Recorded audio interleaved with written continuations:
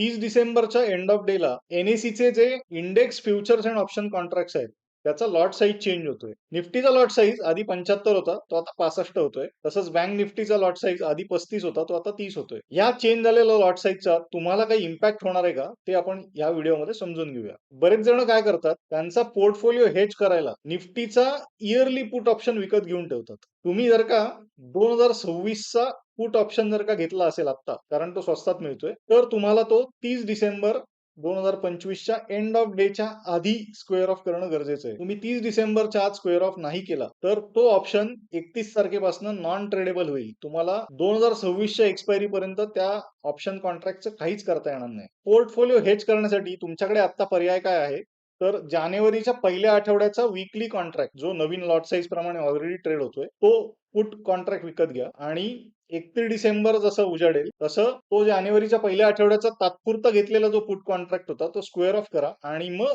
2026च्या एक्सपायरीचा yearly contract put contract हा purchase करा. हा व्हिडिओ आवडला असेल तर लाईक करा, शेअर करा, माझ्या चॅनलला सबस्क्राईब करा.